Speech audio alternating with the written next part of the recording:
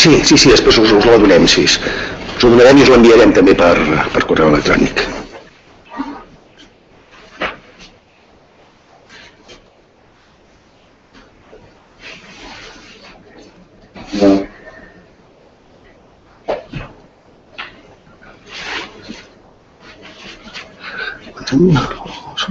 Bé, comencem, doncs, si us sembla.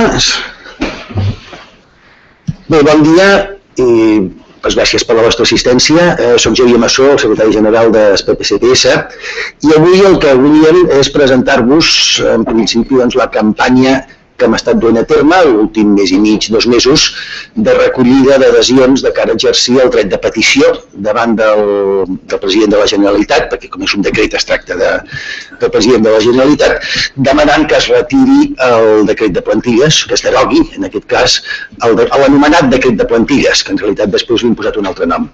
Aleshores, el procediment que seguirem serà en primer lloc la Fina Tudó, que és secretària d'organització, i és la que ha portat la campanya, la coordinadora de la campanya de recollida d'adhesions, us informarà de com ha anat, com ho hem fet. Després jo mateix us explicaré molt breument també el decret de plantilles, a través d'aquest petit PowerPoint que tenim, i la Lucía Aguilar, que és la vicesecretària general, explicarà el tema, miqueta, la qüestió de la indefensió i en quina situació, en algun cas concret i així, estan quedant en aquests moments els instituts i com es veu la plantilla de docents a Catalunya, com està reaccionant davant d'aquesta situació, una situació que nosaltres qualifiquem d'indefensió en el sentit jurídic del terme. Finalment, us explicarem quines són la resta, per dir-ho així, de mesures que tenim previst dur a terme. Se'm sent bé o no se'm sent bé? Pot ser que tingueu algun mòbil? Aquí n'hi ha un, aquí hi ha un mòbil. Si no, l'altre està en mode avió, però aquest el necessitem aquí. Bé, doncs l'haurem de pagar, sí, espera, si no... Ho posem l'hora d'era, si no? Sí, jo faré el... Sí, parla el cap allà, sí. Dius el...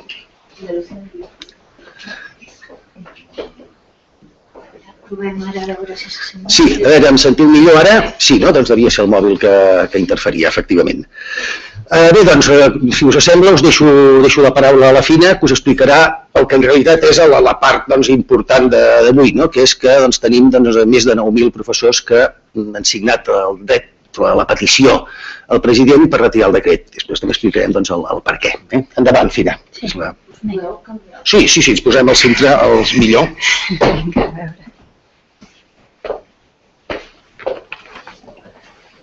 Bé, aquí?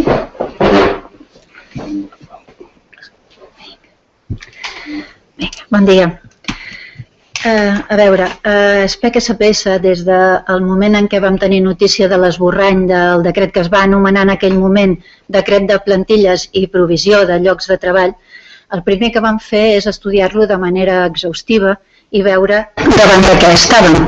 De fet, de seguida ens vam adonar que era un atac frontal gravíssim, tremend, enfront del professorat i enfront de l'ensenyament públic de Catalunya. No era l'únic, ni era el primer, sinó que ja hi ha alguns antecedents, com la mateixa Llei d'Educació de Catalunya, LEC, que és un exemple clar del que és atacar els professionals d'un camp, en aquest cas del professorat de secundària, o del professorat en general. Però en tot cas estàvem davant d'un atac contra el qual s'havia de reaccionar de la manera més contundent i més majoritària que es pogués, perquè era gravíssim. Llavors, a partir d'aquí es van fer diverses gestions. Les primeres, evidentment, davant dels responsables d'aquest decret, que és la consellera d'Ensenyament, el govern que li dona suport i els partits polítics que tenen representació parlamentària. En aquest sentit, el juliol del 2013 va ser l'última entrevista amb la consellera d'Ensenyament, Irene Rigau, per tal de mostrar-li quina era la nostra opinió i per què el decret de plantilles era lesiu o era contrari a un ensenyament de qualitat. Després es va fer la ronda amb els diferents partits polítics amb representació parlamentària, amb diferents dates, evidentment, i es va parlar amb tots ells de la necessitat de retirar aquest projecte de decret, de no dur-lo a terme, sinó de plantejar-se de fer el que és de veritat un decret de plantilles, perquè ja com s'ha esmentat i com després explicarem, no és un decret de plantilles. Un decret de plantilles, perquè ho sigui, com a mínim ha de fixar la plantilla orgànica i funcional dels centres que ha de gestionar, i això no ho fa de cap de les maneres.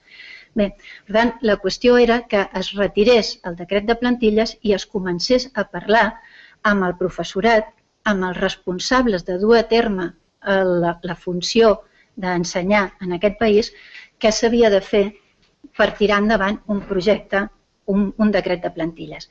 Bé, els diferents partits polítics es van anar posicionant i, de fet, es va arribar a la votació el dia 24 de març, si jo no ho recordo malament, la votació al Parlament en la qual es presentava una moció de retirada del decret de plantilles. Curiosament, s'havia aprovat el dia anterior, el decret de plantilles.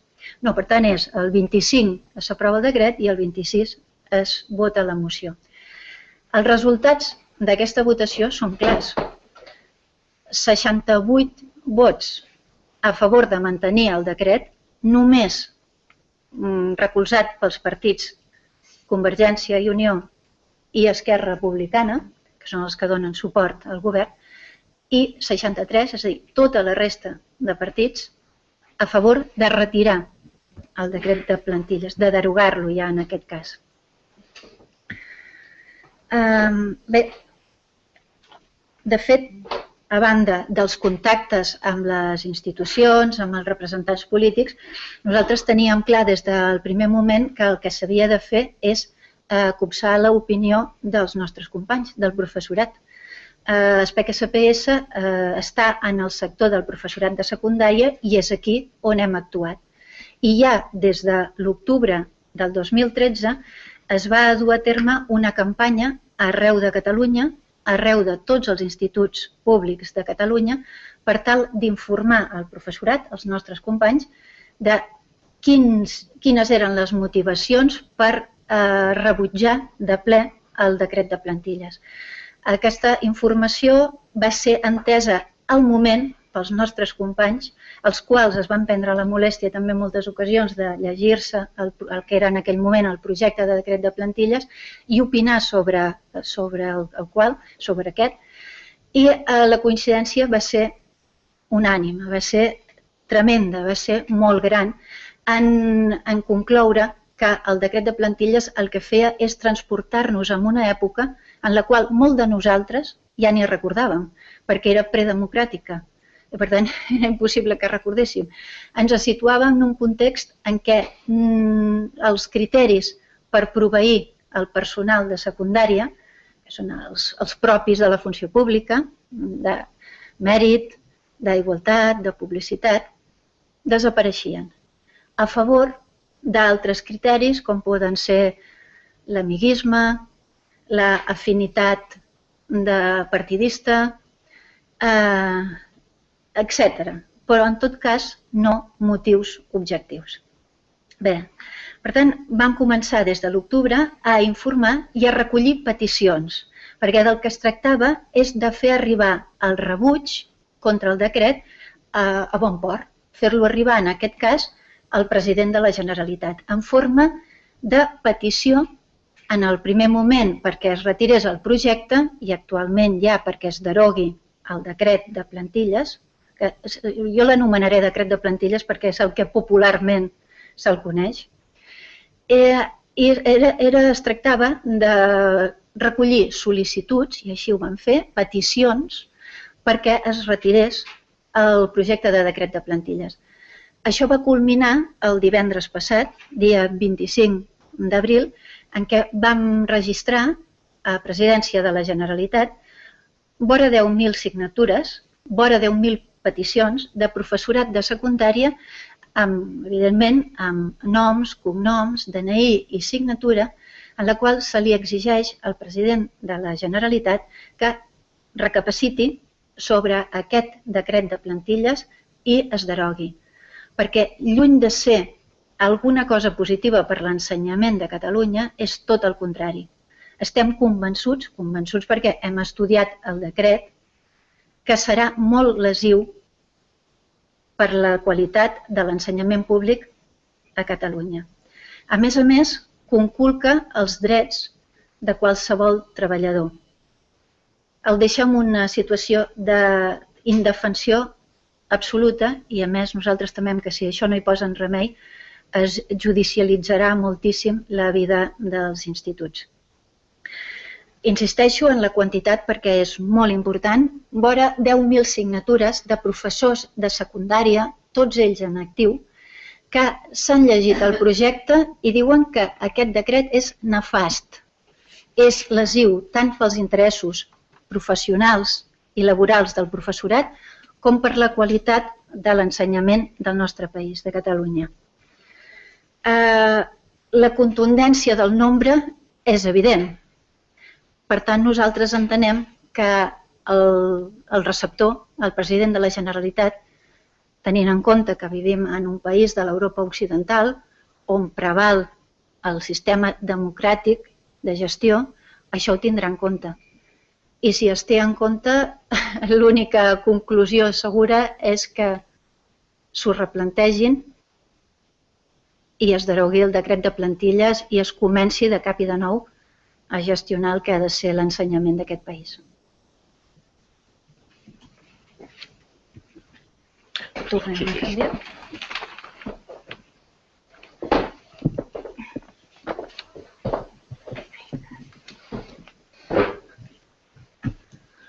Bé, jo us explicaré molt breument, a través també del PowerPoint, el decret de plantilles, una síntesi us en faré. D'entrada, el que us voldria dir és una cosa, és a dir, nosaltres som certament un sindicat, som un sindicat de professors de secundària i en aquest sentit, òbviament, moltes de les raons per les quals estem contra el decret de plantilles és perquè considerem que és lesiu pels drets professionals dels docents, en aquest cas de l'ensenyament públic, que és el col·lectiu al qual representem. Ara bé, també us vull dir d'entrada que hi ha no solament raons de tipus sindical, sinó que hi ha raons de tipus social per tal d'estar oposats radicalment al decret de plantilles. La raó fonamental d'entrada, i abans de començar amb aquesta breu exposició, us diré que és la següent. És a dir, estem parlant d'una administració pública. Estem parlant de llocs de treball públics pagats amb diners públics.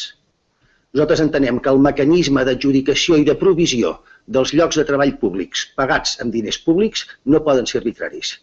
Han de ser uns procediments transparents, objectius i quantificables sota els principis que tradicionalment han estat la publicitat, el mèrit i la capacitat. Una administració que no funcioni segons aquests criteris s'assembla més a una administració bananera que no a una administració moderna i pròpia d'un estat de dret. Per tant, nosaltres volem deixar ben clar això, és a dir, hem estat treballant el col·lectiu de professors de secundària, tenim raons certament sindicals per estar contra el decret de plantilles, però entenem que hi ha raons socials també com perquè aquest decret s'hagi de retirar. D'entrada, trenca amb el criteri d'especialitat com a tret típic de la funció docent. És a dir, en la mesura que estableix tota una sèrie de perfils de polivalència curricular, que se li diu, que poden obligar, com explicarem, poden obligar determinats professors a donar matèries de les quals no són especialistes. És a dir, el decret de plantilles el que fa és proveir una sèrie de 3 tipus diferents de llocs de treball, quan fins ara n'hi havia un. És a dir, el procediment normal d'adjudicació de provisió de llocs de treball era el que s'anomena a tota la funció pública el concurs de trasllats. En el cas dels funcionaris docents, es tracti en aquest cas d'interins o es tracti de funcionaris de carrera, el criteri és l'especialitat, és a dir, el que és professor de matemàtiques, el que és professor de llengua, el que és professor de geografia i història. Ara, aquí això es modifica. Això es modifica de la següent manera. S'estableixen 3 tipus diferents de llocs de treball. El primer, que seria l'ordinari, és el que es manté amb la seva forma tradicional. És a dir, en principi el criteri seria el criteri d'especialitat. I el seu mecanisme, el mecanisme de provisió d'aquests llocs, se suposa que seria el concurs de trasllats. El segon, però, que són els llocs específics o singulars, que també se li anomena, es diu que requereixen requisits addicionals. Uns requisits addicionals que no es precisen, és a dir, es diu que poden ser de titulació, és a dir, la polivalència curricular, es diu que poden ser de formació o altres. Jo teniu aquí l'article a cosita, és a dir, això no recordo quin és, després ho comentarem, i aquí, doncs, evidentment, en aquest segon tipus, que podrà haver-hi fins al 50% de la plantilla s'està trencant el criteri d'especialitat. És a dir, s'està dient que hi haurà professors que no se sap exactament ni què hauran d'explicar i que, a més, estaran, que aquest és el gran problema, nomenats en molts casos directament o indirectament pel director, la qual cosa entenem que a funció pública és inadmissible.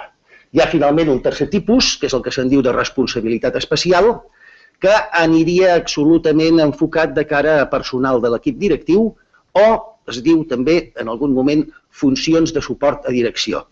Una redacció aquest últim redactat, que podria obrir la porta fins i tot a d'altres que no fossin membres de l'equip directiu, però d'entrada, en principi, es diu per membres de l'equip directiu de manera central. Com a curiositat, en aquest cas, el que sí us he de dir és que fins i tot el que està previst en el decret de plantilles és que un equip directiu pugui concursar conjuntament. És a dir, com si fos una penya d'amics, no? És a dir, som 5 que ens ajuntem i concursem públicament a fer-nos càrrec de tota la direcció del centre. Clar, nosaltres entenem que una junta directiva en un institut no és una penya d'amics, no és un grup, no és una colla. Són uns professionals que han d'estar al centre, l'han de conèixer i que, per tant, ens sembla que això és una curiositat, ja, que jo crec que demostra una miqueta l'esperpent real en el que se situa el marc legal en què es configura el decret de plantilles. És a dir, que 5 persones puguin concursar conjuntament per ser directius d'un centre, ens sembla que és francament vergonyós. Bé, atorga les direccions.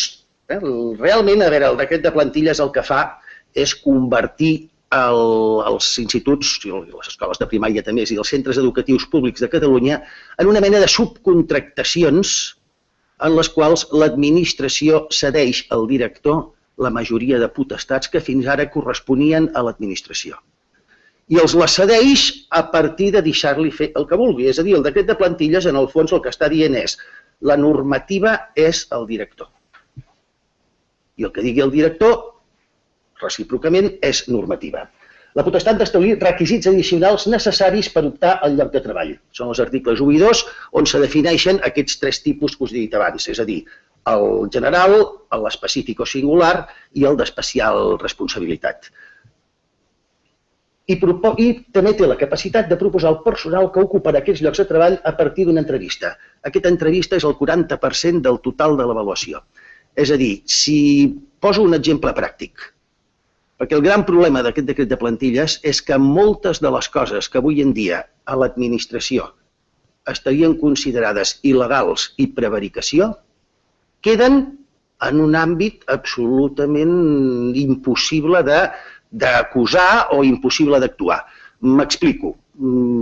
Jo puc disposar un determinat perfil docent fins a aquest 50% que s'ajusti perfectament no a les necessitats del centre, sinó a les necessitats d'una persona que vull que vingui allí al centre. I això és perfectament legal. Molts coneixereu, m'imagino, els criteris a partir dels quals, això és una crítica bastant estesa, es contracta el professorat universitari. És a dir, moltes vegades, per cert que hi estan havent impugnacions actualment i algunes sembla ser que s'estan guanyant contra aquest sistema tan endogàmic, que sempre s'ha criticat que el sistema del professorat universitari era molt endogàmic. Bé, doncs aquesta endogàmia podrà arribar aquí ara, però vaja, a gran escala. És a dir, perquè jo no dic que ho facin tots els directors, el que sí estic dient és que el que vulgui col·locar els seus amics i els seus familiars senzillament ho podrà fer i no hi haurà cap element legal com per dir-li vostè està prevaricant.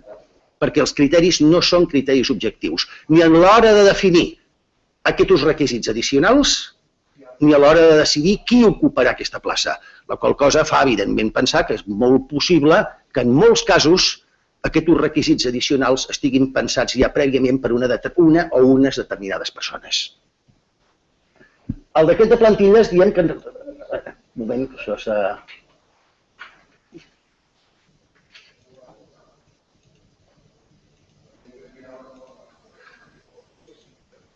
El nombre de llocs específics en un centre podrà ser de fins al 50% del claustre. Estem parlant de la plantilla fixa.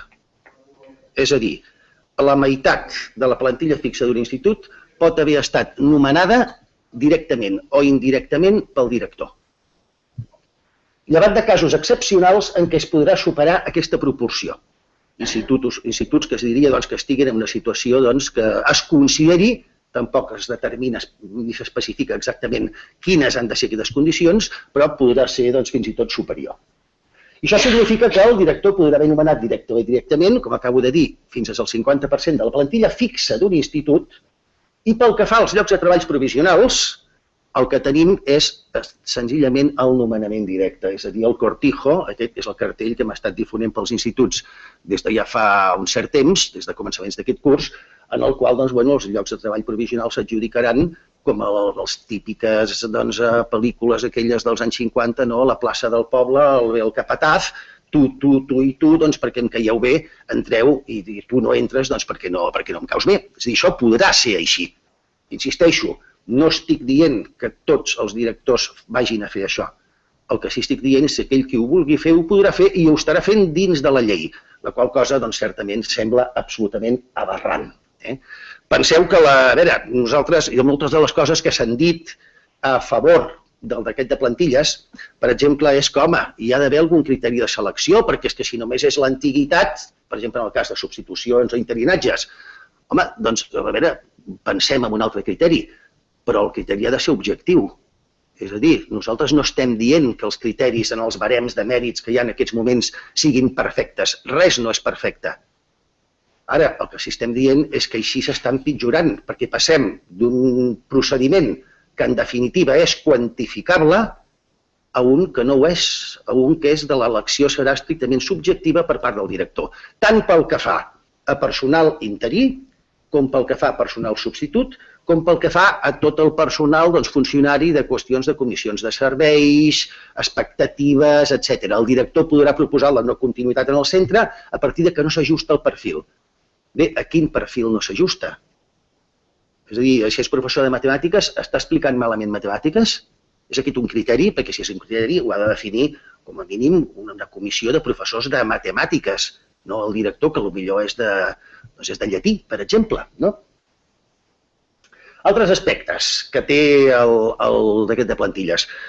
Un de fonamental, que ens afecta directament, és la indefensió. És a dir, la indefensió legal davant l'arbitrarietat. És a dir, l'avaluació negativa d'un docent, encara que no hi hagi inhibició, això explicaré el que és el que vol dir, perquè és gairebé còpia textual del decret, comportarà la separació provisional del lloc de treball de docència i l'assignació d'altres tasques sense dret a percebre el complement específic docent. Això d'entrada és presumpció de culpabilitat, és a dir, en l'ordre del dret normal el que hi ha és presumpció d'innocència. Aquí s'està dient que sense que hi hagi inhibició. Això què vol dir? Doncs vol dir que una persona pot estar treballant, pot estar fent el seu horari, ho pot estar fent bé, i que arbitràriament, si algú considera que és incompetent, el director, no algú, el director, considera que és incompetent, el pot suspendre cautelarment i aquesta persona se la separa de la docència fins que no es resolgui si ho és o no ho és. Això és claríssima presumpció de culpabilitat. Cosa que, vaja, que tothom en un estat de dret d'entrada té presumpció d'innocència. Esclar, a més, el problema és que els criteris a partir dels quals es podrà fer això són d'allò més eteris, són d'allò més abstractes. I d'això és fonamentalment del que ens estem queixant. És a dir, no hi ha res que sigui quantificable, no hi ha res que sigui objectivable. Tenim casos, la Lucía explicarà després algun, de gent que això ja li està passant. És a dir, se'ls està separant del lloc de treball a partir d'unes acusacions que poden ser o poden no ser certes, però que en tot cas s'han d'escatir, allò s'ha d'investigar. No, d'entrada ja et suspenem. I això és el que entenem que realment no és propi d'una administració seriosa. La polivalència curricular, aquesta és l'altra gran perla del decret de plantilles, comportarà l'obligació d'impartir matèries de les quals hom no és especialista. No solament això, sinó que el director, en una plaça fixa d'un institut, pot proposar la modificació d'aquesta plaça. És a dir, es pot decidir, per exemple, que si és un professor de biologia i es decideix que en aquest centre tercer i quart d'ESO la biologia s'impartirà en anglès, posem pel cas, doncs si aquell professor no té l'habilitació d'anglès, doncs bueno, se'l remou de la plaça, tot per més fixa que estigui. És a dir, això és una manera, vaja, molt ben pensada de treure's al damunt la gent que molesti, perquè, esclar, no, és que jo soc de biologia, escolti'm. Deixem davant d'aquí la conveniència o no que pugui tenir aquests projectes que se li diu d'explicar determinades matèries en anglès. Això no hem vingut avui a parlar d'aquí en principi, el que sí diré és que personalment jo ho considero una autèntica aberració acadèmica. Hi ha motius suficients com per poder-ho qualificar així. En qualsevol cas, no entrarem en aquest tema, senzillament direm que jo decideixo, o qui diu en anglès, doncs que ara necessito un que sigui de biologia i de música.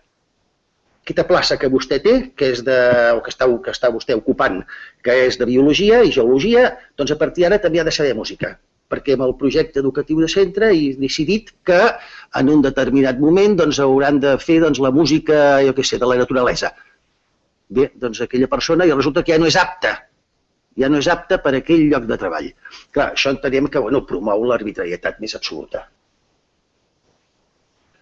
Rebutgem el decret de plantilles, per tant, perquè situa la provisió de llocs de treball docents públics en la més absoluta de les arbitrarietats, converteix a la pràctica els centres educatius públics en concessionàries a mans de les direccions, conculca el dret a una educació de qualitat amb la flexibilització i la polivalència curriculars, això parlarem després una miqueta, i deixa el professorat en una situació d'indefensió jurídica impròpia, entenem nosaltres, d'un estat de dret.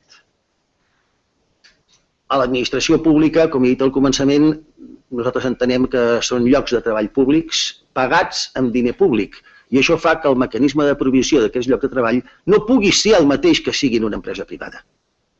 És a dir, en una empresa privada, un empresari s'està jugant els seus diners. Si vol contractar els seus amics, o vol contractar els seus enemics, o vol contractar qui sigui, és cosa seva. Ell en traurà els beneficis o en traurà els perjudicis, si ho fa bé o si ho fa malament. Ara bé, en un lloc pagat amb diners públics, els mecanismes d'adjudicació i de provisió d'aquells llocs de treball no poden ser arbitraris, han de ser objectius i quantificables i s'han de basar en els principis de publicitat, de mèrit i de capacitat, precisament per evitar l'arbitrarietat. És en aquest sentit que estem contra el decret de plantilles i defensem i exigim un model educatiu català de qualitat impartit per especialistes seleccionats objectivament, que funcioni d'acord amb els principis del dret i on l'ensenyament públic pugui dur a terme la seva funció primordial, que és la que entenem nosaltres que és fonamental en un sistema educatiu, que és la transmissió de coneixements. Aquesta és la nostra posició sobre el decret de plantilles, per tot això hi estem en contra, i certament el que pensem és que en aquests moments el decret de plantilles entre el professorat és altíssimament impopular. I és impopular perquè està claríssim, la gent ha vist molt clar que afavoreix l'arbitrarietat i que contra el que s'està dient no s'ha portat ni una sola, no diguem ja prova, però ni una sola argumentació sobre per què aquest decret de plantilles hauria de millorar l'educació catalana. No s'ha portat ni una sola prova. Nosaltres entenem que una persona que sigui de biologia se li faci explicar biologia i música és un atemptat contra el dret a la qualitat de l'educació, perquè la persona que no és especialista mai podrà impartir aquella especialitat amb les mateixes condicions de qualitat. Nosaltres entenem que hi ha d'haver un barem objectiu tant pel que fa a les llistes de substitucions, interinatges, com pel que fa a l'adjudicació de llocs de treball fixos. El que no pot ser és que això quedi en l'arbitrarietat. I una administració que cau en l'arbitrarietat en aquest tipus de pràctiques, doncs entenem que és una administració que està funcionant almenys de forma absolutament clientelista i bananera. En aquest sentit, és per això que estem disposats a arribar a tots els mitjans legals al nostre abast per tal d'acabar aconseguint la derogació del decret de plantilles. Ara, en tot cas, l'Ofia us explicarà alguns petits aspectes i després jo el que faré és, ja concloent, explicar l'última mesura més immediata que tenim previst fer, que és la impugnació judicial d'aquest decret, apuntant els 3 o 4 aspectes que entenem que vulneren una sèrie de drets fonamentals i normativa que hi ha, tal com, per exemple, el dret a l'educació, el dret a una educació de qualitat. Això és el que explicaré al final.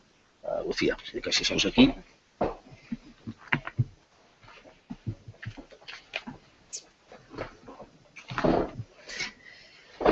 Ai, en realitat ho tinc molt difícil per explicar-vos més coses perquè crec que ja ha quedat bastant clar el que suposa el decret. Però sembla que aquest decret ho canviarà de cop tot i no és així perquè la LEC ja fa un temps que s'ha aprovat, perquè hi ha un decret d'autonomia i de direccions aprovat i tota aquesta normativa reguladora ja porta un temps fent-se. L'estiu passat, les destinacions provisionals ja donaven la potestat al director de fer no propostes al personal interí o al professorat destinat provisionalment. O sigui, una persona interina que estava en el centre aquest any podia perdre el treball per dos motius. Un, perquè li fes el director una no proposta, per tant, que decideix que no ha de continuar, encara que en teoria havia de ser motivada. I dos, ho pot perdre perquè el director també podia seleccionar l'ordre dels interins que es quedaven en el centre. Per tant, jo el que intentaré explicar és com afecta aquesta normativa en l'ambient de l'institut, al professorat i en realitat també al ciutadà i al que està educat, a tots plegats. El primer que vam fer quan vam tenir el projecte de decret de plantilla és fer-nos un repte. Bueno, és veritat que hi ha arbitrarietat als centres o ens ho inventem nosaltres. I la veritat és que preguntant, en molt poc temps van trobar una sèrie de casos en les destinacions provisionals de l'any passat molt greus. Per exemple, al poc d'anunciar-se que hi hauria el decret de plantilles, el diari Ara va fer pública una carta d'un professor de Girona en la que deia que al seu centre deixaven l'especialitat d'anglès sense cobrir perquè el director tenia un amic prioritari a col·locar i li donaria la plaça aquesta d'anglès del mateix àmbit de coneixements, però ja no d'anglès. Vosaltres què preferiu? Que els vostres fills rebin classes d'anglès per un especialista d'anglès o de matemàtiques o que ho faci un de castellà? Un altre cas més d'aquest tipus d'especialitat, un professor de gimnàstica de mitja jornada que agafa també una altra mitja de ciències naturals. Aquest any és quan es canvia les especialitats. El professor d'educació física també molt compenetrat en la direcció. Fins a aquell moment hi havia la plaça específica de ciències naturals. Què és millor? Que el teu fill rebi ciències naturals per una persona que ha estudiat durant molts anys les ciències naturals o un professor que ha destinat la seva educació al treball físic del cos, que és molt important també, per suposat, molt necessari. També és molt necessari que el professor d'educació física faci classes de gimnàstica i que no les faci un professor de llatí. Després, per exemple, al Consorci de Barcelona resulta que un director demana el perfil d'un professorat. Diu, mira, jo crec una mica en això de lo que anirà el decret de plantilles, vaig a demanar-li, si us plau, un professor que tingui dues especialitats. Contestació del Consorci de Barcelona. No, dona'm el nom i cognom de la persona que vols. Això en treball públic, el treball que és de tots, un treball que ha de ser de qualitat i per tots i que puguem accedir tots. Van trobar també directors i denúncies de professorat que venia dient-nos que els directors ja estaven amenaçant els interins sobre el seu comportament per assegurar que estarien l'any que ve, dient que, home, que recordessin que els que es quedaven eren els que no donaven problemes.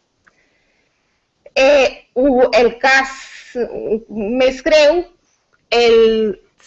la de la teuleria a Manlleu, ha canviat el nom, abans era el Cine Manlleu, se li va permetre a la directora fer no propostes a pràcticament la totalitat del claustre. De fet, els funcionaris destinats provisionalment que havien i que volien quedar-se van tenir que anar fora. I els interins afectats per aquesta mesura no van poder parar la no proposta fins no aportar l'advocat, perquè tot el procediment que s'havia portat a terme era realment una persecució. Però digueu-me, és lògic un sistema que permeti aquest abús sobre el professorat? S'ha d'exigir al professorat per defensar-se arribar fins al punt de necessitar advocats en la seva feina. Hi havia més. Aquestes propostes han pogut ser retirades perquè al final el director no s'havia molestat ni en motivar-les, però aquesta directora segueix ben protegida i ningú sap com s'avalua la seva feina. O dels directors més aviat no sabent que passin les seves avaluacions del merament formal o que es pregunti als professors què tal van aquests directors, de moment. I a més, hem tingut abusos d'horaris a substituts. En el IOC, per exemple, que ara el departament pensava fer una resolució per veure com cobrir les col·laboracions, tot es tracta de que la plaça la decideixi només el director de l'IOC. L'any passat van perdre la plaça persones que no sabien el motiu. El mateix hem tingut queixes de les EOIs. Què passa o què suposa aquest plantejament? Per als ciutadans, per tots, perquè perdem el treball que era de tots i que ara passa a ser usurpat per la gestió del director que estigui en aquell moment. I això ja sabem en què deriva. Ja és que ja ho ha dit el company. S'usurpa, de fet, el lloc de treball. Què significa pel professorat? Una inestabilitat contínua en el seu lloc de treball.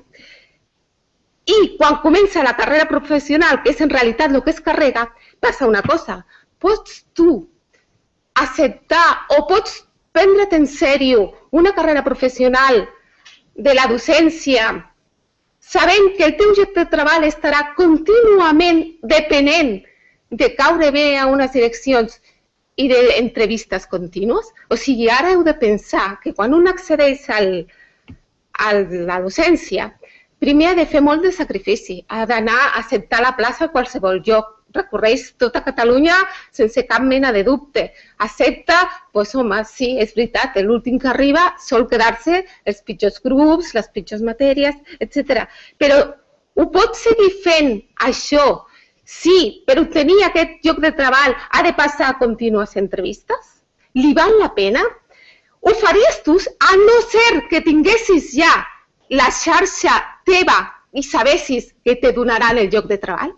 Perquè el que aquí plantegem és que si el lloc de treball depèn d'una persona o d'un grupet petit, inclús el professorat, que és amic del director, jo em podré plantejar la carrera professional si sé que tinc darrere algú que me la recolzi. I llavors, aquí, aquest sistema no assegura, i aquí és on afecta la ciutadania, que es quedin els millors. I com ha dit el company, perquè ja tenim la prova de que no és així, la universitat. La universitat, l'altre dia, al diari.es, sortia un article un altre cop. La fossilització de la universitat per culpa de l'endogàmia. No es queden els millors, es queden qui pot quedar-se perquè té el coneixement de la xarxa que mou la feina. Deixa de ser una feina que s'adquireix objectivament i que, per tant, sí que s'aplica el mèrit per passar a ser una feina privada, clientelar, del que estigui en aquest moment. I ara, després d'aquest punt de vista d'inseguretat per estar-se al lloc de treball i el que suposarà de pèrdua dels millors professors en l'accés a l'ensenyament, o com a mínim pèrdua objectiva, perquè hem de pensar que la selecció privada també fa moltes discriminacions. Una de les que no he dit, que també ens van trobar, professors interins grans, són per l'edat, simplement discriminats. I això és molt perillós perquè significa que persones que ja han invertit la seva carrera professional en 10 anys, 11 en ensenyament, ara estan patint perquè l'any que ve poden perdre la feina. Hi ha moltes persones afectades. O sigui, nosaltres parlem de normativa, etc. I en realitat, darrere de tota aquesta normativa, hi ha un munt de patiment que no els ha importat gens a qui ha fet aquesta normativa. Però ara hi ha un altre aspecte que també afecta la ciutadania i el professorat en el seu lloc de treball. La inseguretat en el propi lloc de treball. Quan exerceixo la feina, què estem trobant que han seleccionat o que estan seleccionant els directors, per exemple, als centres de nova creació, que també són centres on ja es podia escollir el personal a dit. Estem explicant exemples de per què sabem com acabarà el decret de plantilles. Ho sabem perquè ja hi ha prèvies al decret de plantilles. Aquí és un altre greu problema per la ciutadania, al final de tot. Què se li demana? Hi ha dos aspectes diferents. Un és l'acceptació de tot el maquillatge de la gestió educativa per vendre els bons resultats dels centres, o sigui, els centres es burocratitzen molt perquè l'objectiu, en lloc de ser el que era fins ara, o fins fa 10 anys o 20 ja, perquè ara ja sí que ens hem d'anar darrere, que és el professor, bàsicament el que fa és preparar les seves classes, ser molt competent en la seva matèria, perquè la veritat és que no pots explicar bé matemàtiques si no saps bé matemàtiques, això és una realitat, com un temple. Passem al professor que el que ha de fer és vendre's, i ha d'ajudar a vendre l'institut, i ha d'ajudar, el director, per altra banda, que depèn de l'administració, ha d'ajudar a vendre la pròpia gestió del departament. I això que requereix?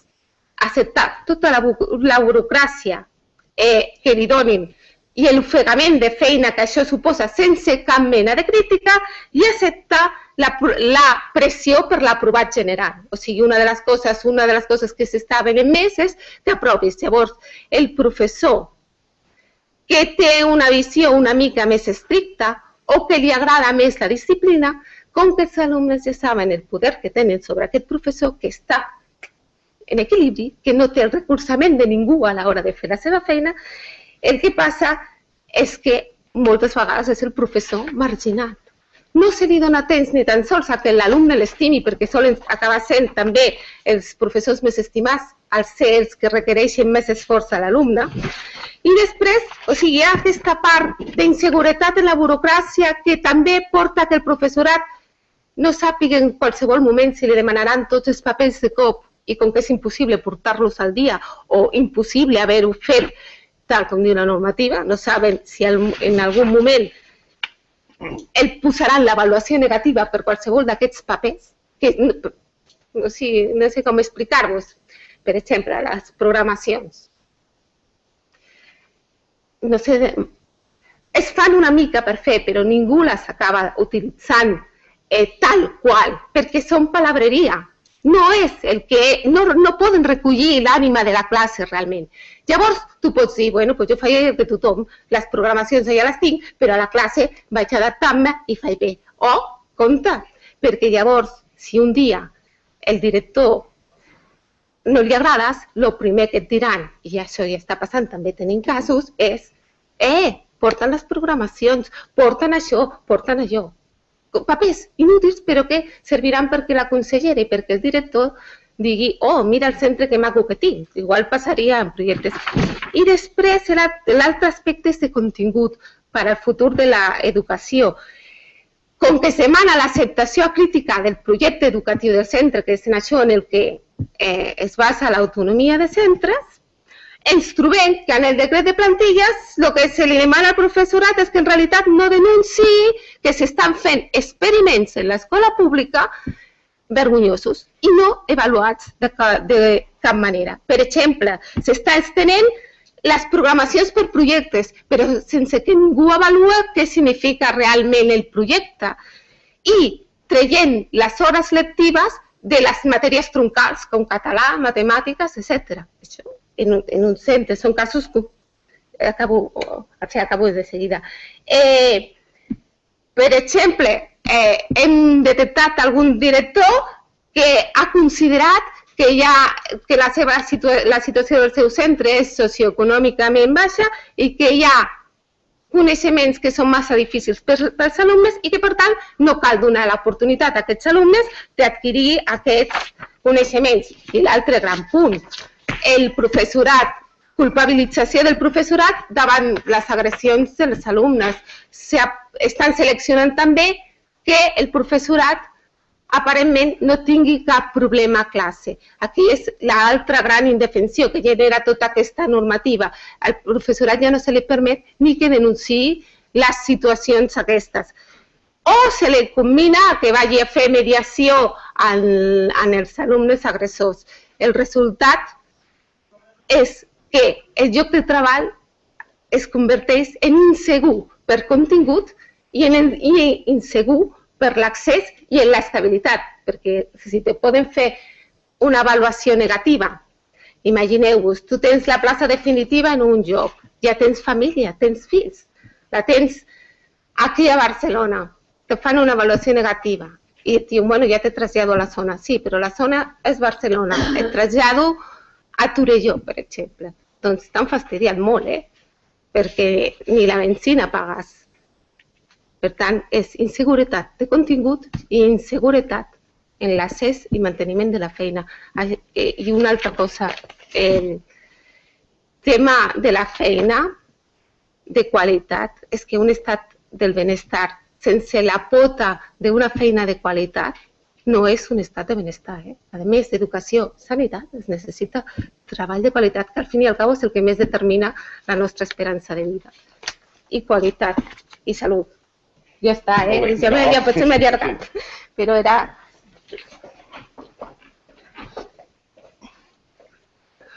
Bé, a veure, nosaltres en relació a tot això, el que volem també anunciar formalment és que impugnarem judicialment el decret de plantilles.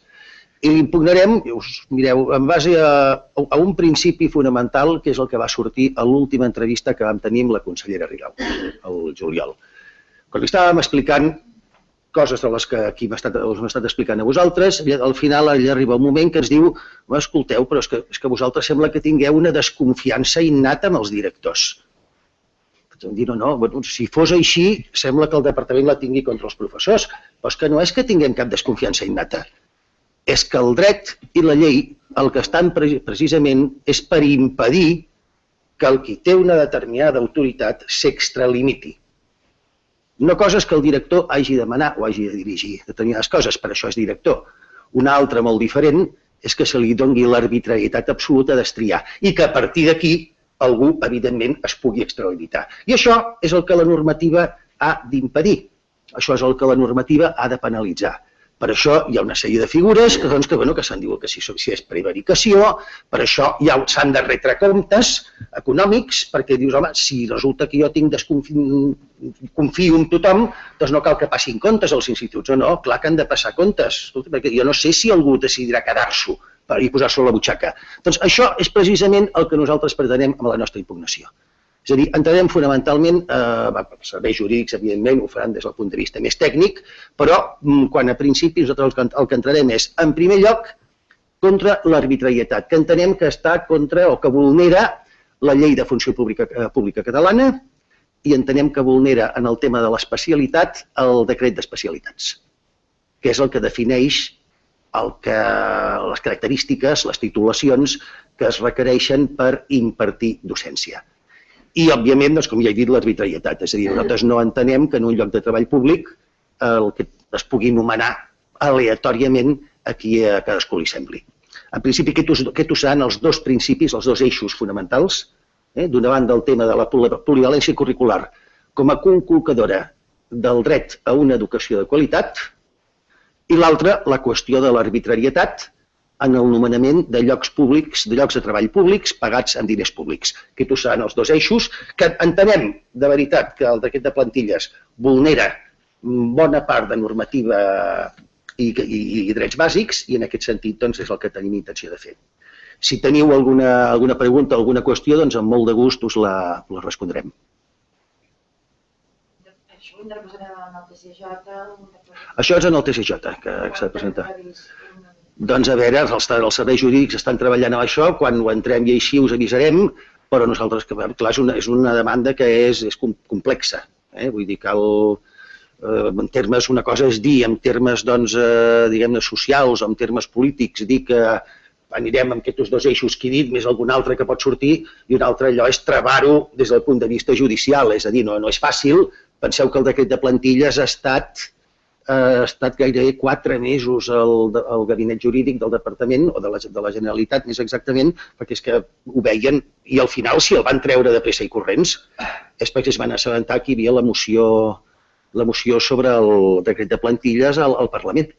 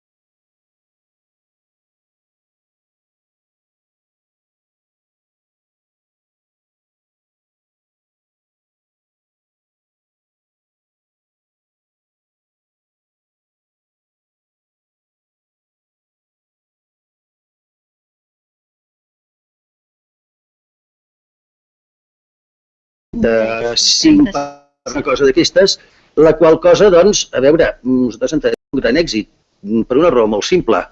Si surten al carrer mig milió de persones demanant el que sigui, estem parlant, doncs, estem parlant d'una dècima part, menys, estem parlant d'un 8% de la població catalana.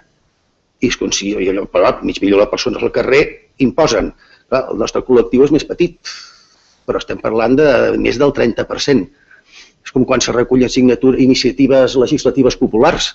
200.000 signatures entre els 7 milions i mig d'habitants de Catalunya. Veiem el percentatge. Aquí no, aquí és un percentatge molt consistent.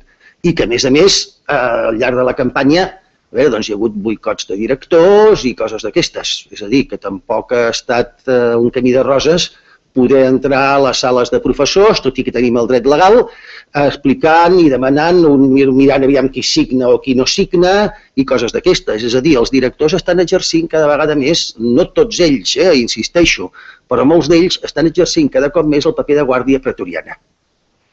I, esclar, però vaja, ens entenem que és un èxit, la veritat. Digues. La consellera ha explicat el decret de plantilles i l'ha defensat ahir, que és una manera de potenciar projectes educatius singulars. Ha deixat clar que això és una possibilitat, però que no tothom s'hi ha d'acollir, però ella veu en aquí una possibilitat de tenir els professors més adequats per cada projecte educatiu. Com creieu vosaltres que amb el sistema de selecció actual dels mestres es podria fer això? A veure, el sistema de selecció actual, tant de mestres com de professors, és el que, jo diria que és el menys dolent de tots els coneguts. És a dir, és un sistema que parteix de la base, parlo d'oposicions, per accedir com a funcionari de carrera. L'educació està plantejada per especialitats i nosaltres certament el que entenem és que la funció primordial d'un sistema educatiu és la transmissió de coneixements. Després, subsidiàriament i com a espais col·lectius on, òbviament, hi ha interacció social, poden sortir altres qüestions, però el que és fonamental és la transmissió de coneixements. Ens estem trobant amb un sistema educatiu des de fa anys en el qual se'ns està dient que no, que hem d'educar, no cal ensenyar. Bé, així ens surten després els informes PISA.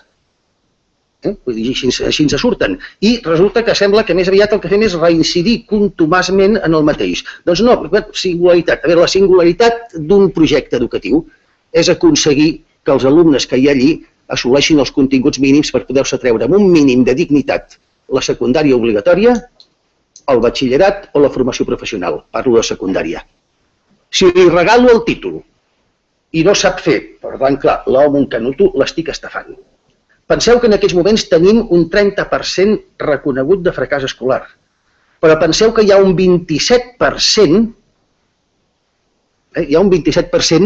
d'abandonament escolar prematur, que és el que es considera els que no prossegueixen els seus estudis després de l'ESO, que és un percentatge que és que no està acadèmicament capacitat per prosseguir res malgrat tingui el títol de l'ESO.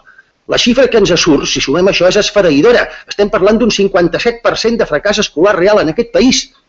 Sí, digues. Creieu que hi ha alguna cosa a fer en el sistema de selecció del professorat per millorar aquesta situació que retrata? Sí, esclar. O de la manera com està? A veure, nosaltres entenem que el professorat en principi està preparat.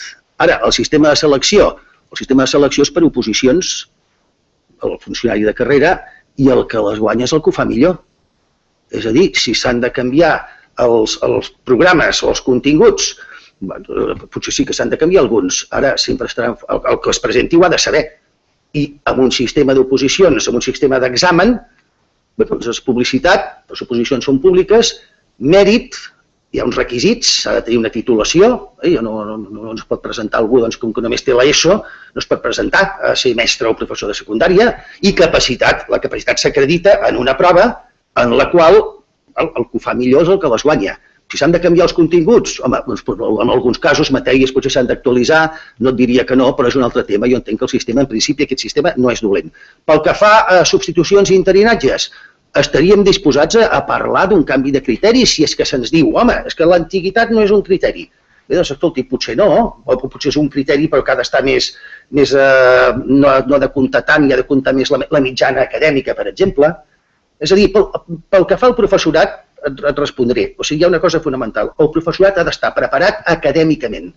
I això vol dir que ha de dominar la matèria que imparteix, en la qual ha de ser especialista. Això és la qüestió o la raó més necessària en un sistema educatiu. Perquè si jo estic explicant una matèria que no sé, no solament no aconseguiré mai motivar els alumnes, sinó que a més ho explicaré malament. I estem, ja et dic, en un sistema que en aquests moments tenim real i fàcticament un 57% de fracàs escolar, que és una xifra, al meu parer, esfereïdora. Només cal sumar el que se'n diuen el concepte d'abandonament prematur, o ninis, que se li diu també, i el fracàs escolar oficial. Explica-ho del tema PIA. Sí, a veure, sí, del cas del professorat hi ha una cosa que és, no sé si heu tingut accés, si casos ho podem passar al Lingus, ho podem passar, vull dir, no hi ha cap problema. L'OCDE, és la mateixa entitat que organitza els informes PISA, fa uns altres que són els informes PIAC, que és un PISA per adults. És a dir, el PISA per adults ho agafa per cohorts generacionals, comença des dels 65 fins als 16, que és l'any immediatament posterior a l'edat en la qual es fan els informes PISA. Bé, doncs els resultats de l'últim informe, el primer que ha sortit va ser l'últim, són realment, són molt esclaridors. És a dir, resulta que aquí, això ho fan a nivell d'estat, fins que s'implanta des de la cohort generacional, que en aquests moments està als 60 anys, fins a la que està als 35, és a dir, els que van estudiar sota la Llei General d'Educació, el país que més estava avançant cada any era Espanya. Des d'aleshores, el que més malament ho està fent també és el mateix. I les estadístiques són idèntiques a les del reste de l'Estat, per tant, hi estem absolutament inclosos. El que volem dir és que durant aquestes proves el que demostren és que ja ha existit un sistema educatiu de qualitat i que la selecció era objectiva, perquè les matemàtiques, per molt que ens esforcem, no són diferents a Manlleu, que a Barcelona, que a València, són matemàtiques, la filosofia també. Per tant, això del projecte educatiu de centre, en certa mesura és llenguatge buit, com una bona part del llenguatge pedagògic. Sí, no, digues. El professorat era seleccionat de manera objectiva, era seleccionat per oposicions o per borsa de la manera actual i l'ensenyament funcionava bé. És una altra cosa la que ha canviat al llarg d'aquests anys. I és aquests ítems que han canviat els que s'haurien de veure què ha passat en ells. Per exemple, una de les coses que més ha canviat és la contínua culpabilització del professorat i desprotecció en la seva feina a l'hora d'estar amb els alumnes. Perquè aquest ítem no és el que es toca, sinó al contrari, es tracta d'amagar i maquillar totes les dades. Mira, sí, no, és que hi ha una altra cosa. A veure, si un projecte educatiu de centre es fa pel que moltes vegades, fins i tot indissimuladament es diu, i és que al final en aquest institut i amb l'alumnat que tenim, doncs a matemàtiques no cal que estudiïn derivades, a llatí no cal que d'això i en llengua no cal que facin subordinades. Si és això és una estafa. I és que això és el que està passant. Perquè si no, no fa falta un projecte educatiu de centre. Senzillament aplico el programa d'estudis, hi ha uns continguts molt clars que se sap que els alumnes han de conèixer quan han arribat als 16 anys i uns mínims a partir dels quals hi ha un aprovat o un suspès o el que sigui. És a dir, per tant, nosaltres de projectes educatius individualitzats en principi no en som partidaris, ja ho han dit sempre. El que no vol dir en absolut que un determinat centre que estigui en un entorn desafavorit des del punt de vista social necessiti doncs, potser més plantilla per poder atendre, per poder explicar més matemàtiques. Però, clar, nosaltres entenem que el que s'està fent no és precisament això. És el que deia abans... Sí. No dic, potser tenen alguna pregunta. Jo volia simplificar en això dels projectes educatius de centre, que sapigueu que s'estan estenent i hi ha coses aberrants, que és el que deia abans. Sabeu què significa realment treballar per projectes? Perquè ningú no vigila què contingut té aquests projectes. I jo, algun dels centres que em trobo a la zona en la que visito, hi ha una cosa, per exemple, que em trobo molt... En els centres on hi ha aquest tipus d'especialitats, el que sembla que han de descobrir la sopa d'all, hi ha molt desordre. Nanos baixant, pujant, tornant, estan a classe, no hi ha mai silenci, no hi ha res. Realment és això el que volem defensar pels nostres nanos. Ho defensen ells en les escoles on porten els seus fills? Perquè aquesta és una altra pregunta. I ja si voleu... Si teniu alguna altra pregunta o així. Volia preguntar si Sí. més enllà d'aquesta presentació de firmes i d'aquesta impugnació legal, si fareu algun tipus de protesta al carrer, si us estabilitzen juntament amb els sindicats, perquè sembla que hi hagi moltes actuacions per part del professorat, però després s'ha fet poc soroll en el sindicat. Aquesta és la primera vegada Sí. que vull dir, des dels mitjans. Sí, a veure, nosaltres ho hem estat intentant, és a dir, estem intentant i hem parlat doncs, amb la resta de sindicats de l'ensenyament per tal d'aconseguir algun tipus d'acció conjunta. El que passa que no hi ha unanimitat. És a dir, hi ha sindicats que per les raons que sigui, això ja ho haurien d'explicar ells, no sembla que estiguin tan en desacord amb el decret de plantilles. N'hi ha que no. És a dir, n'hi ha que sí que estan frontalment en desacord, però aleshores, evidentment, nosaltres el que sí intentarem en tot moment és que hi hagi algun tipus d'acció unitària i conjunta i contundent. És a dir, nosaltres ja ho podem anunciar, això. O sigui, nosaltres el que no acceptarem ja mai més és una vaga d'un dia. Perquè ens sembla que és absolutament irrellevant. És a dir, nosaltres, en tot cas, i és el que proposarem, i de fet ja hem proposat a la resta de sindicats, és que siguin vagues puntuals i periòdiques. És a dir, vagues doncs, de 2 hores, un cop a la setmana, per exemple, o sobre aquest model podem parlar-ne. Ara, la vaga d'un dia, l'escenificació i després tots cap a casa, això ja s'ha demostrat que no serveix de res. I a més, crema el professorat. Nosaltres estem per accions que siguin contundents i continuades, perquè el decret de plantilles se n'ha de seguir parlant. S'ha de seguir parlant perquè és que és realment un atemptat que va molt més enllà del que en principi estableix la LEC. És a dir, no dic que la LEC estigui en contradicció, però sí que va molt més enllà. Llavors estem en aquest sentit que ja et dic que no hi ha sindicalment unitat en el sentit real del terme. La major part estan en contra, però hi ha qui, doncs sí però no, o ni sí ni no, sinó tot el contrari. Això està passant, ja t'ho dic. Hem tingut reunions, i ens hem vist i n'hem parlat. Aquesta és la nostra conclusió, com a mínim, és aquesta.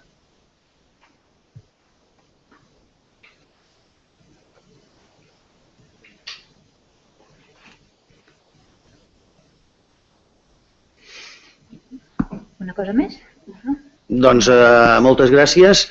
Us enviarem també aquesta tarda per correu, en tot cas, el comunicat que us hem donat en paper. Sí, el tenim en paper, també. Mira, sí, el company us el donarà. I ja us anirem informant.